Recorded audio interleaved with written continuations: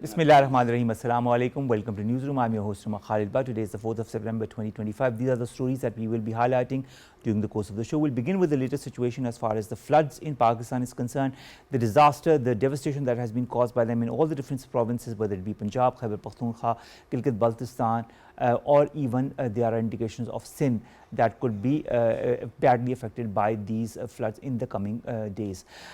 This said, the government is doing all it can through the NDMA, through different organizations, through our armed forces as well, through the NGOs that are also taking part in the rehabilitation and relief efforts for the people of Pakistan who have been severely affected by these the effects of the rains and of course the increase in the water levels in the rivers and the dams. The current levels also of course are extremely high. The Chenab and Sutlej rivers are experiencing exceptionally high flows, which also is putting Punjab at danger of flooding as we speak. But climate change on the one hand has impacted Pakistan, but a lot of experts are also saying that Pakistan needs to formulate a strategy that should be long term and short term in order to alleviate the sufferings of the people now and in the years to come, as NDM has also said that next year is going to be 22% more rains. This is going to be our first segment. Our second story, ladies and gentlemen, concerns the Prime Minister's visit to China. It has been an extremely lucrative, important visit, not only the SCO Heads of Summit meeting that was attended, and of course our Prime Minister who addressed it in and talked about different important issues, but also a declaration of the SCO that highlighted Pakistan's perspective as far as terrorism is concerned. Now, of course, the Prime Minister also met with many important leaders, including the Prime Minister of China and other important business leaders as well. We'll be highlighting the different important meetings of our Prime Minister, what impact they have had, and what should we look forward to on his return and in the future as far as this new impetus on Pakistan-China relations are concerned. Our third story, ladies and gentlemen, concerns the Russia-Ukraine conflict that has entered its 1288th day. I mean, you could have had you imagined a couple of months back that a conflict could have entered its 1288th day in the 21st century. This is what we are seeing, and we're also seeing the Palestinian conflict that is also continuing as we speak. Nevertheless, we'll be talking about the fighting, the diplomatic efforts, Ukraine siding with the European Union gearing up to the US and Russia being adamant but saying yes for talks with Ukraine. What is all of this going to boil up to is what we will try to understand during the course of this third story. Our fourth story concerns the US, where a judge has reversed Donald Trump's administration's cuts of billions of dollars to Harvard University, and this Harvard University is a big win for the Harvard University, and other universities also might heave a sigh of relief, because of course we all know what happened. We all know, we've talked about it many a times on how the Harvard and other universities were pressurized by the Trump administration to change their methodology and to change their functioning, and this is what they kind of did not agree to, and that is what led to the cuts of billions of dollars to such universities. But now a judge has overturned that. Will this overturning continue, or will another judge rule in Donald Trump's favor, is something we will see. Finally, we'll be talking about Google, that is going to pay $425 million US dollars, yes, $425 million over its app privacy. A US federal jury on Wednesday, that is yesterday, there's a 12-hour difference, so it more or less becomes Thursday, has ordered Google to pay around $425 million US dollars for gathering information from smartphone app use, even when people had opted for privacy settings. This has been confirmed by Google.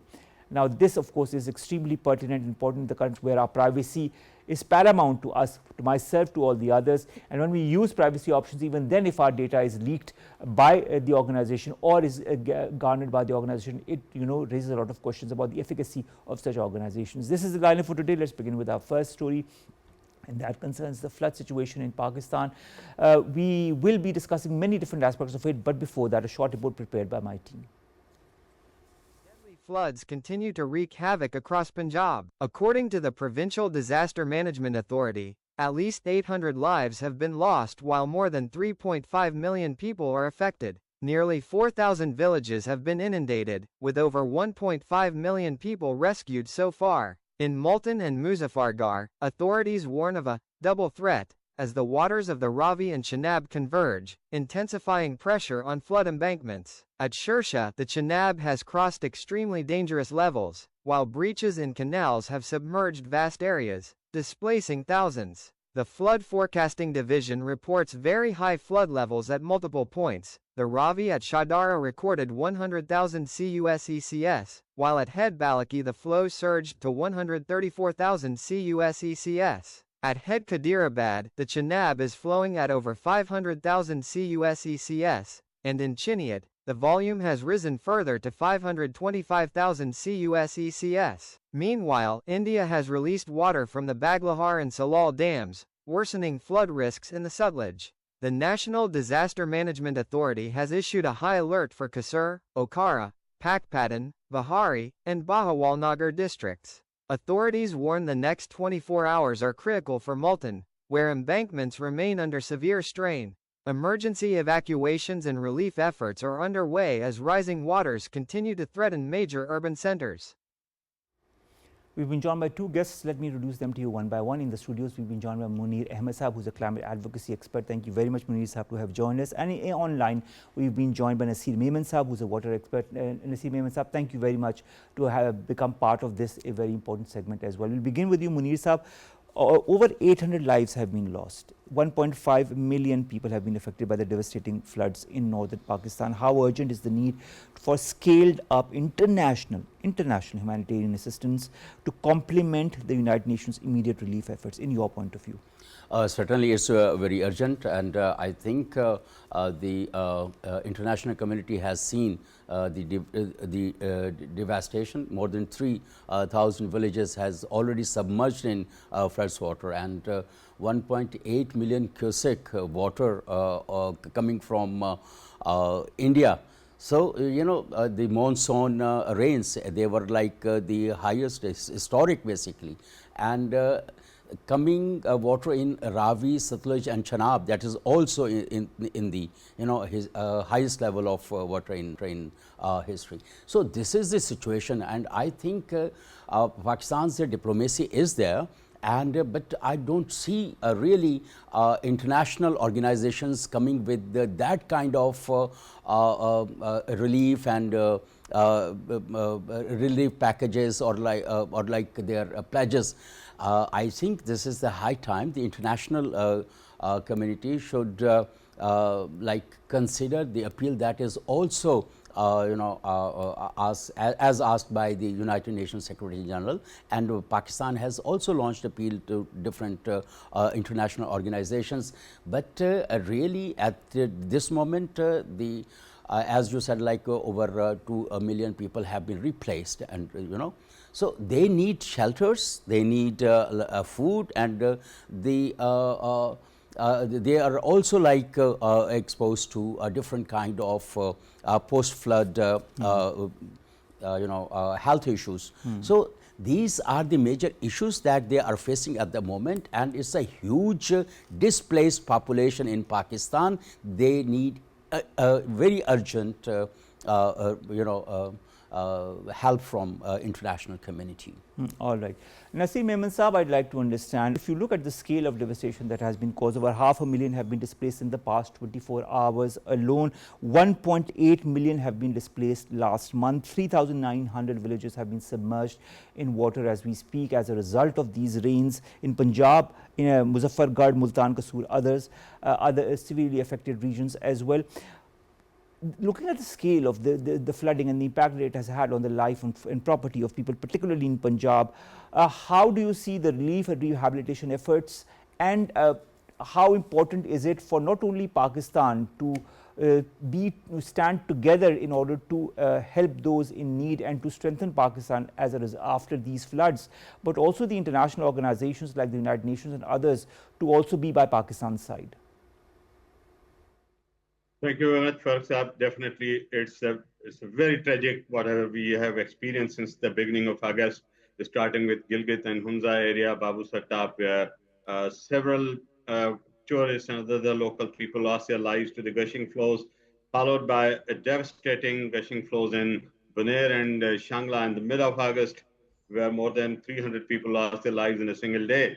And then after this tragedy, now we are witnessing what's happening in Punjab. And let us hope and pray that the flow passes safely through Sindh. But it's a very critical situation that Pakistan is going through.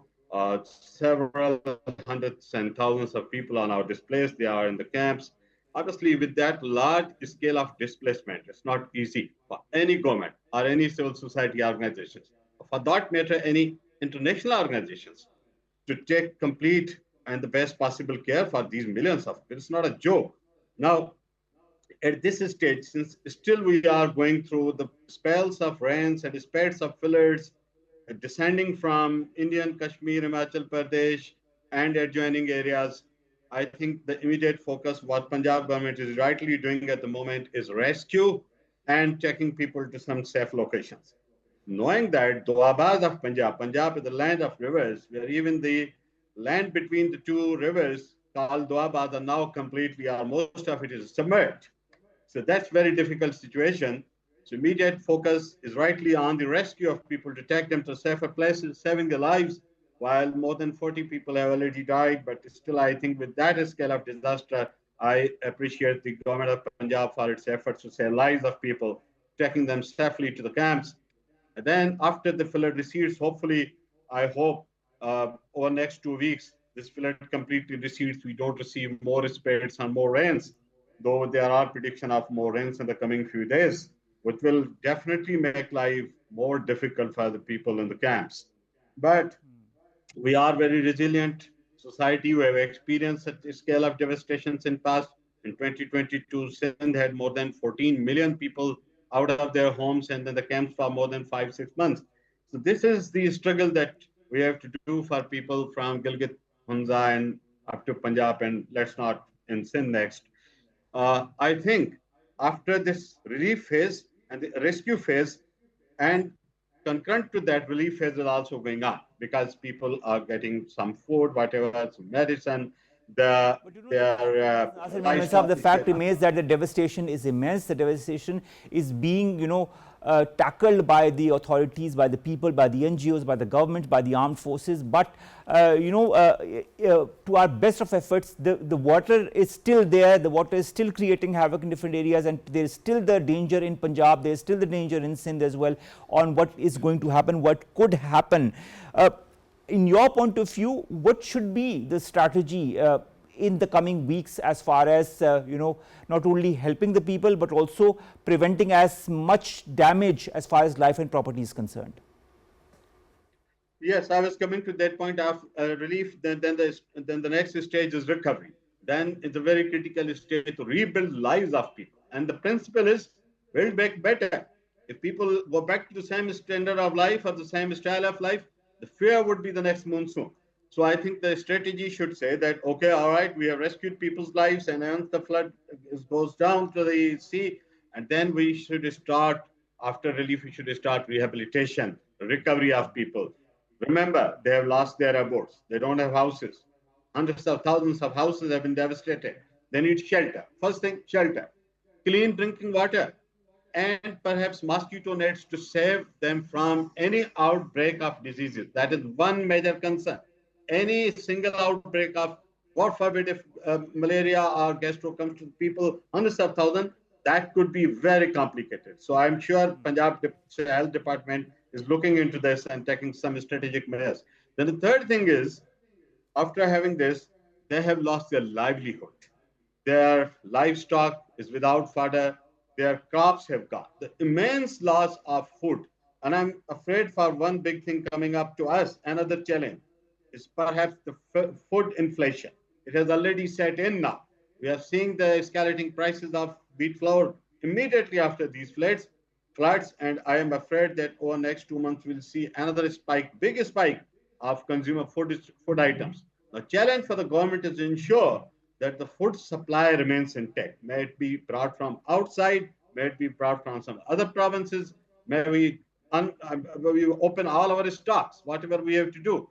But to control the food inflation is very critical in the coming days. So I think health, drinking water, stopping diseases, and food inflation, and rebuilding their houses better than before. That will be the next strategic element for the government to look into.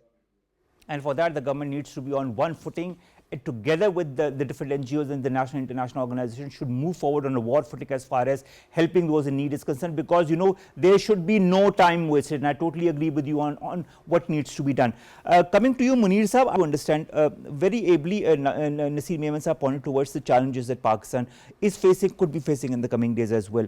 What about the health? I mean, he's talked about the health up to a bit, but there are also sanitation and education sectors that are posing severe challenges with this number of schools that have been affected, the children who've been affected who are not going to the schools because of this in different regions who've been affected. What steps should be taken in order to prevent disease outbreaks and resume disrupted schooling in the regions that have been affected? I think first of all, like in about health, I think as Naseer Saab also mentioned that we need to take some preventive measures. Of course, like I think the field health teams shall conduct their testing of all the displaced people and try to find out the vulnerabilities, health vulnerabilities of the displaced people, and also those other areas they are which are suffered by the floods. So immediately health hazard mapping shall be conducted, so that accordingly we could ask the international community or arrange internally our own resources and the medical teams. And at this moment we also need to have a systematic approach engaging civil society organizations and the international Red Cross and Red Crescent societies as well into this exercise. And this is very pertinent. And about education, the schools have been opened in like different parts which are not suffered by the floods. But what about those who have suffered and their children? Like if they can be sent to somewhere, if we could organize some tent schools or like so that their children could be engaged into a healthy activity, instead of sitting and getting more anxiety and depression of the situation they are going through. So I think this is the situation, and meanwhile government of Pakistan shall also approach to loss and damage fund that though have a very meager amount with them, only like look at all the last time that we have gone to the COPs and look at how much the pledges were made and what actually came to Pakistan. That's true, but still we need to exercise our right. I agree, and the COP is very soon. Even loss and damage fund could not be operationalized the way they were envisaged. Only like $750 million are pledged, but in the kitty it's like much less in it. Exactly. And I don't know, like this is a fraction of what Pakistan has endured in the 2022 floods, and even now what it is enduring. We will exactly know when the government takes out an official figure as far as that is concerned, but the fact remains that looking at the damage that we are seeing in different parts of the country, that's $1 billion. That's $1 billion, of course. Definitely. Of course. Naseer Memon Saab, come you. Let's talk about regional dynamics. India is, many a times in the past few weeks as well, we've had the issue of the Indus Water Treaty, and then we have the water that comes from the Indian side inside into Pakistan that adds to Pakistan's wars. Is there any way out? Pakistan's rivers originate from Indian side, so there's the upstream on the Indian side. So definitely, when the dams get full, and remembering that over the last couple of weeks, the Indian Kashmir, Indian Jammu, Himachal Pradesh, Uttarakhand, Punjab, Haryana, all these areas are also going through tremendous rainfall. So certainly those water ultimately reaches to our rivers. Timely information is very critical. But I personally think now that we should not wait for India's information or formal communication. It's the era of satellite technologies. We can get data from any other sources and keep watching, because these 2-3 months are always of the monsoon months. And we know that any rainfall on the Indian side will ultimately reach to our rivers and our areas. So I think we should take our precaution and always remain on alert in these 3 months and seek some other sources of getting updated data, readily available data from different channels. We have our contacts internationally, and now this data should be easily available to us, and we should always be ready that if anything goes wrong on the Indian side, we could be the next line of action. I mean, we would be the line of water there, because then any coming from Chenab or Satluj or Ravi will ultimately reach to Pakistani territory. We should always be ready for that now. All right, we should always be ready for that. But at the same time, you know, a lot of people are linking what is happening in Pakistan right now and also what happened in 2022 to climate change. I'd like your point of view on that. You know, there have been past frameworks like the 4RF and the PDNA that were developed for recovery, rising inflation as well. How, in your point of view, are the experts, including yourself, and civil society actors framing these floods in the broader context of climate change? Perfect question to me. I said, how are experts like yourself and the civil society actors framing the current floods and those that happened in 2022 in the broader context of climate change? How much are these linked to the actual phenomenon of climate change? To the larger extent, yes, these unprecedented heavy, strong showers are the part of the shifting climatic pattern in our area. Though our rivers and our cities and towns have been receiving massive floods and heavy rainfalls in the past, but I think there is a certain shift. Things are occurring so sudden and so instantly that it allows little time to actually react. So it's the phenomena which is now global. We are actually the victim of this thing which is happening.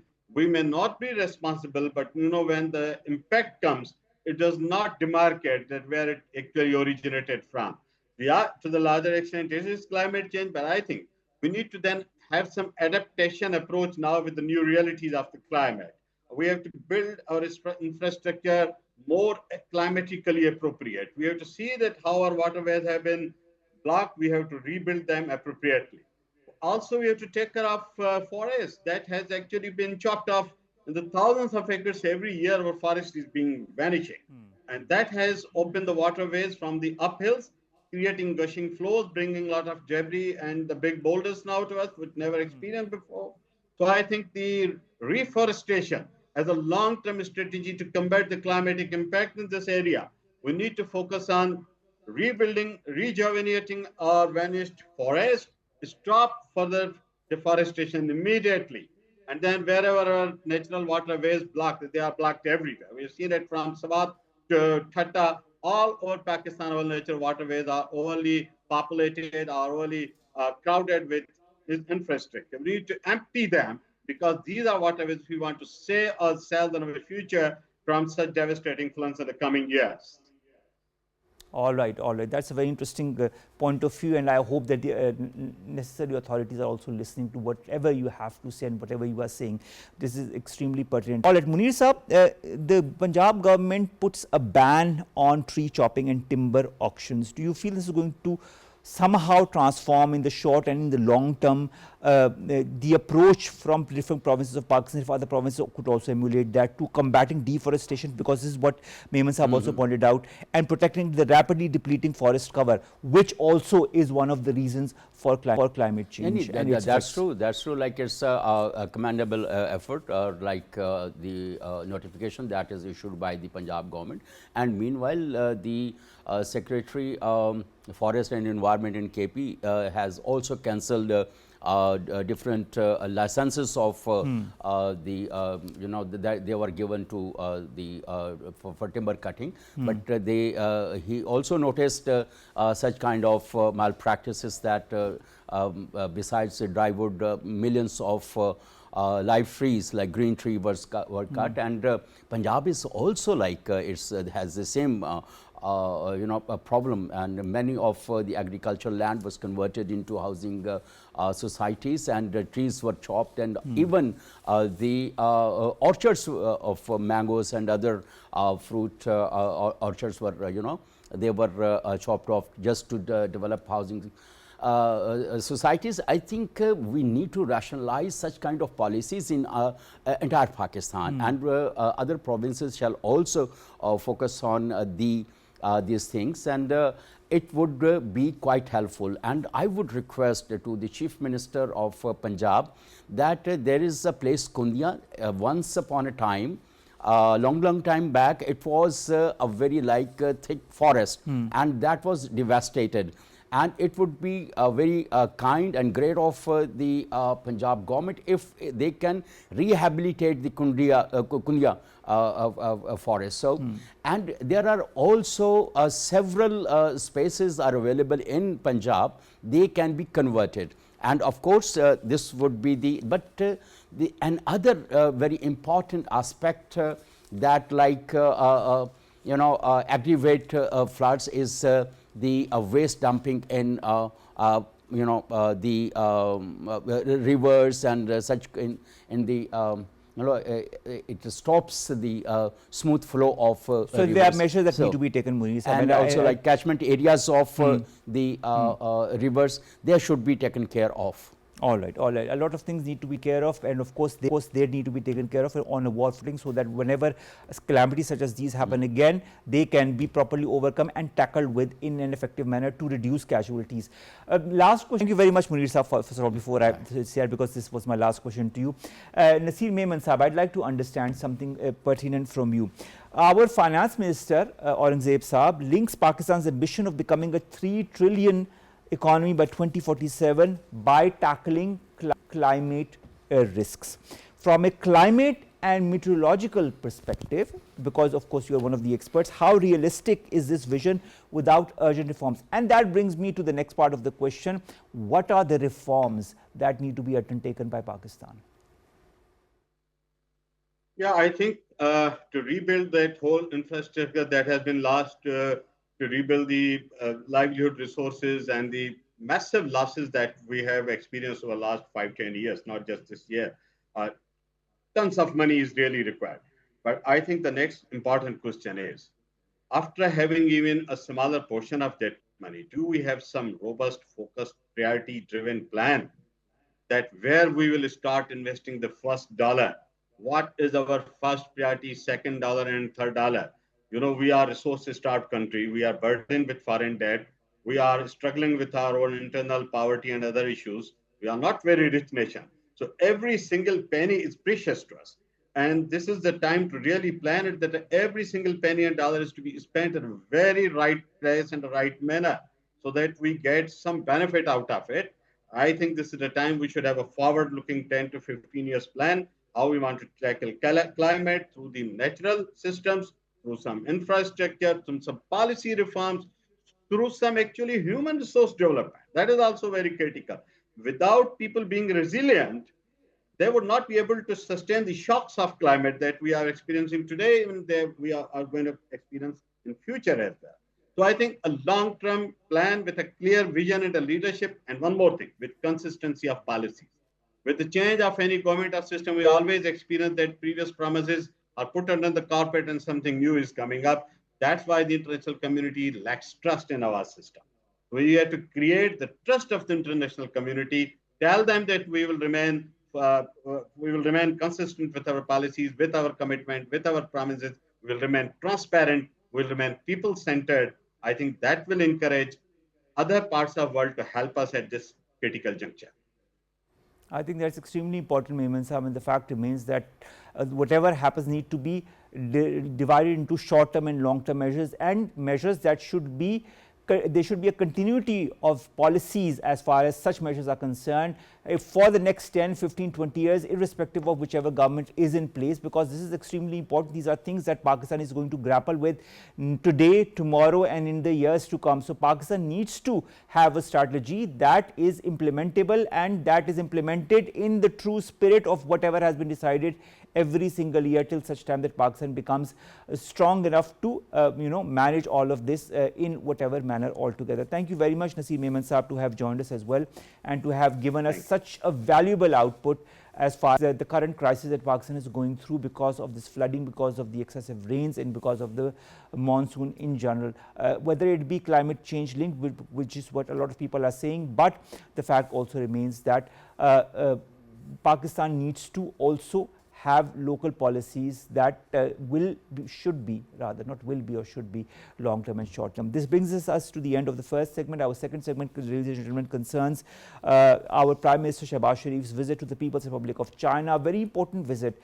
And of course, we all know about the ties between Pakistan and China. We all know how dear the Chinese people hold Pakistan, and vice versa. We also know that Pakistan's relationship has only strengthened in the last years, in the last decade, as far as China is concerned. An example of this was also recently seen in the conflict as far as Pakistan-India is concerned. Then, of course, the SCO, which is a very important platform on which the Heads of the State Summit was recently held, in which Shehbaz Sharif Sahab also participated with the other members of his entourage. And then he also met with many important leaders, such as the Prime Minister of China and business leaders. And of course, the whole criteria or the whole methodology of this visit was to not only strengthen relations in different realms, in different fields, but also highlight Pakistan's perspective and align oneself to both the perspectives. We've been joined by two guests. Let me introduce them to you one by one. Both are online. Our first guest is Mustafa Haider Syed Saab, who is an Executive Director of Pakistan-China Institute. Joins us after hiatus, but a very, very dear friend and a dear expert as far as Pak-China relations and so many other important issues concerning Pakistan is concerned. Mustafa, thank you very much to have joined us. Our second guest is Zoon Ahmed Khan, who's a fellow for the Center of China and Globalization. Zoon, thank you very much to have joined us as well. Pleasure to have you on board. We'll begin with Mustafa. How do you see this reaffirmation of Pakistan and China's ironclad all-weather? We've talked about this in many shows before as well, but I like to reiterate that ironclad all-weather strategic partnerships, collaboration, cooperation, friendship, brotherhood. And what does it signify in the current regional and global context? Now, I'm saying this in the perspective of our Prime Minister's visit to China, the SCO summit that was held, and of course the meetings that he has had, especially with the Prime Minister of China. Thank you very much for inviting me, and this is a very critical juncture in regional connectivity and international relations, because we do see a shift and a new bloc emerging. And that picture of President Xi striding forward with Putin and the Indonesian President Prabowo and Prime Minister Xi Jong-un. So we see that China is in its own way suffering and frustrating new order. And I think that this visit was multi-pronged, right? Because it was on one war.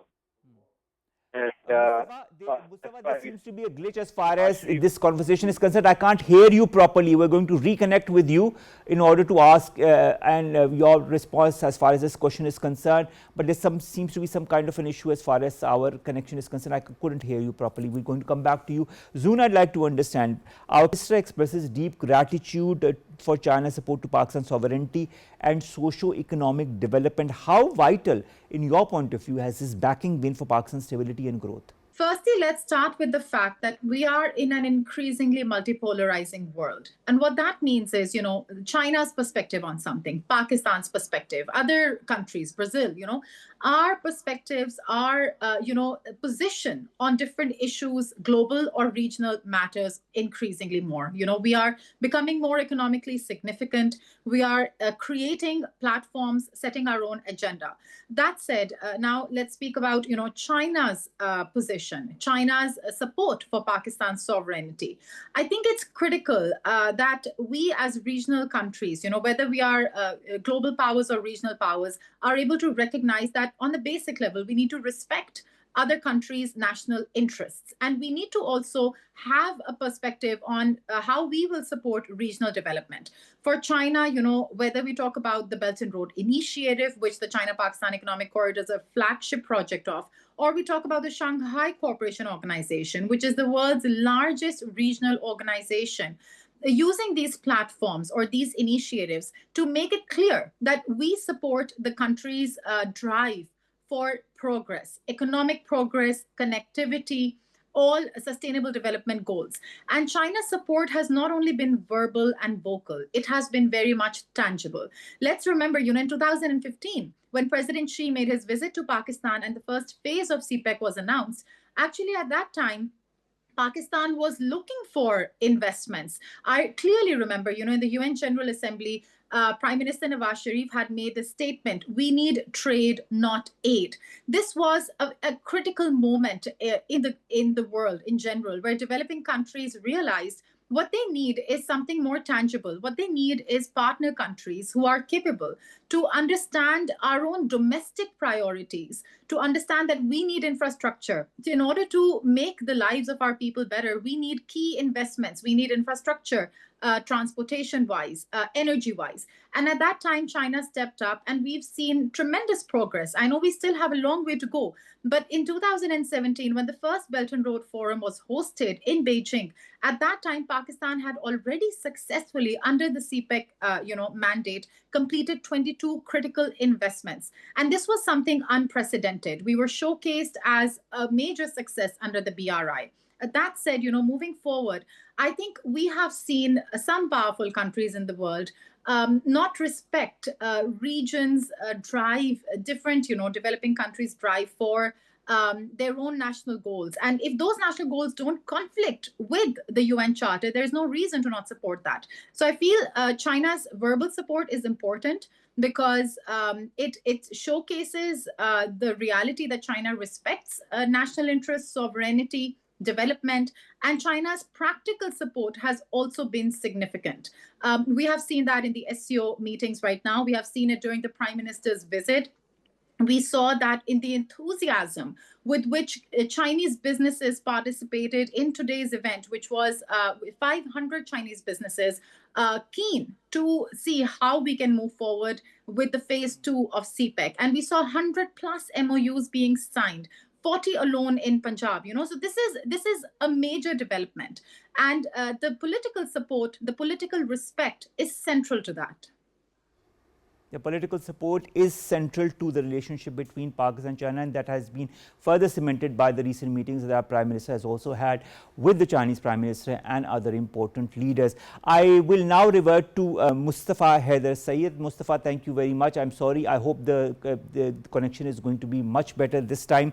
I'd like to understand something. The quality of our relations with China under the current geostrategic, geoeconomic, geopolitical scenario. How important is this new phase? You were talking about it in the beginning, and then we were disconnected because of the issue as far as the conversation was concerned, because you were not audible. I'd like you to continue on that, please. Yes. So basically, there's a multi-pronged importance and angle to the visit of Prime Minister Shehbaz Sharif. First is the SCO meeting, in which Pakistan has given its very clear and categorical position, and also mentioned the Indus Water Treaty, and also mentioned the terrorism that has happened in Balochistan, in Jafar Express, and other manifestations. And it is very important that this SCO took place right after Pakistan's victory over India in the conflict that recently took place.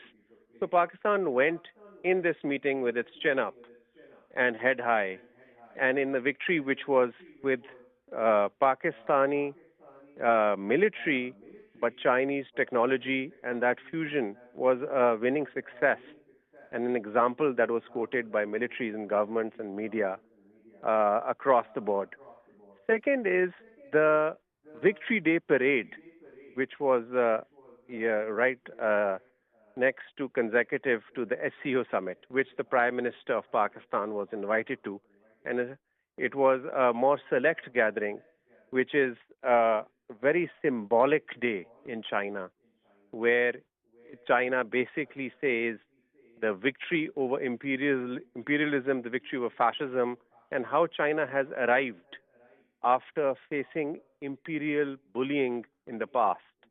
And now China is the emerging power that doesn't want offense, but its military is for defense, and these are its key partners. And Pakistan was in the front line in those partners that were there. And Prime Minister Modi, mind you, was not invited to the Victory Day parade. Pakistan was invited to the Victory Day parade, and that is significant. And then the third is the bilateral summit between the Prime Minister of Pakistan and President Xi Jinping, in which the Field Marshal, Chief of Army Staff General Asim Munir also participated. So and of course, the fourth is the second phase of CPEC, which was deliberated upon between the meeting of the two prime ministers just today. So I would say there's a 4-point agenda that has taken place. And you have to unpack each of these because each one of these, Umar, is so significant. And I feel that it also shows Pakistan's strategic reinforcement, that the Pakistan strategic partnership and alignment continues to be with China, whether it's defense, whether it's in regional connectivity, and whether it is in the new emerging world order, which I was referring to earlier. And at the same time, Pakistan has also shown diplomatically that while Pakistan continues to reinforce this strategic all-weather partnership, and as the Chinese call it, Bathiye in Chinese, which means iron brothers, Pakistan is also diplomatically engaging with all other countries and wants to have friendly relations with all other countries, which should not be at the cost of any other country. So I think that this is a high moment diplomatically for Pakistan. And I think now the test case would be, and something that we would look forward to, is to have the same success in the second phase of the China-Pakistan Economic Corridor that Pakistan and China had in the first phase of the China-Pakistan Economic Corridor. And I think two important I think that's very important. Yes, yes. Yeah, exactly. Yes, CPEC, this 4-pronged strategy that you've just, highlighted is extremely pertinent and important under the current context. And I think both the countries realize the importance of that and want to move in the right direction as far as further cementing on those 4 pillars is concerned. And of course, the CPEC Part 2, as you said, is becoming a very crucial part of this relationship, in the new chapter of this relationship as well. And that is what the peoples and the leadership of the both countries are also looking forward to. Thank you very much for your participation and your time, Mustafa. Hope to see you very, very soon in the studios. The Chinese Minister of Industry and Information Technology, Li Leicheng, also called on our Prime Minister today. And the Prime Minister reiterated Pakistan's vision of deepening bilateral collaboration in sectors such as industries, agriculture, trade, ICT, mining and minerals, as well as talking about CPEC 2. How important are these avenues as well? Oh, I mean, these are critical. When we talk about China-Pakistan Economic Corridor, like Mustafa also highlighted, we have seen tremendous success in phase 1, which was about the prerequisites of development. In the end, development that Pakistan seeks and that China and Pakistan conceive together is what is going to impact the people of Pakistan. In that, we know agriculture is a very, very important sector. Pakistan is essentially, an agriculturally very well-endowed country. But what we need is maybe modernization of technology. We need to have better yields. These are things that China has invested in and China has made tremendous progress in. So whenever we have spoken about phase 2, we have definitely, mentioned how agricultural cooperation can further empower and bring, profits and also more opportunities in terms of value addition, as well as export to Pakistan. Then you mentioned, other aspects which again are about value creation. Value creation is the only way any country can really move further in their economic journey. So with value creation, we know that Pakistan's education is very important. We know that China has invested a lot in education in terms of the scholarships. At the SCO summit, the next day, I was participating in an event which was about the Luban workshops. This is again a technical and vocational education, which is going to be critical if we want to attract industries, if we want the business-to-business collaborations to thrive. Then how are we going to invest in the skills of our youth? So in that sense, I think, SEO, what you've pointed out is just one of the important pillars that I think are going to further accentuate and facilitate the relationship that exists between Pakistan and China. So many different avenues that both the countries are working upon, will be working upon, and as you know better than I do, so many different avenues that are also opening up. B2B was one thing that you've just pointed out, and I think this is also an avenue that is going to only strengthen with the coming weeks and months, because of both the sides, that is the Pakistani and the Chinese side, are adamant to move in the right direction as far as all of these avenues, value chain or others, are concerned. Thank you very much, Zoon, to have joined us. We're a bit short of time, or else I would have loved to continue this conversation. Till next time. Thank you very much again. That was Zoon Ahmed Khan, Fellow Center for and Globalization, talking to us about our Prime Minister's visit to China and the importance of that in the current context. Last stories very, very quickly. Today is day 1288 of the Russia-Ukraine conflicts. Many attacks from the Russian side, many attacks from the Ukrainian side as well. Russia's defense ministry claims its troops have captured about half of the city of Kupiansk in Ukraine's northeastern Kharkiv region, whereas Russian President Vladimir Putin says he is okay or open to meeting with the Ukrainian President Volodymyr Zelensky on Russian soil. He said that Trump had asked him for a meeting, and he's now said it is possible if he comes to Moscow. Whether that happens or not is another thing altogether. We also know that the European Union is completely aligned with Ukraine on this. How all of this is going to boil up in the coming days is something that all eyes will be on. Next, a judge in the US has reversed Donald Trump's administration's cuts of billions of US dollars for the Harvard University. This decision has been overturned because there were deep funding cuts to Harvard University that had frozen more than $2 billion US over allegations of anti-Semitism and bias at this Ivy League institution.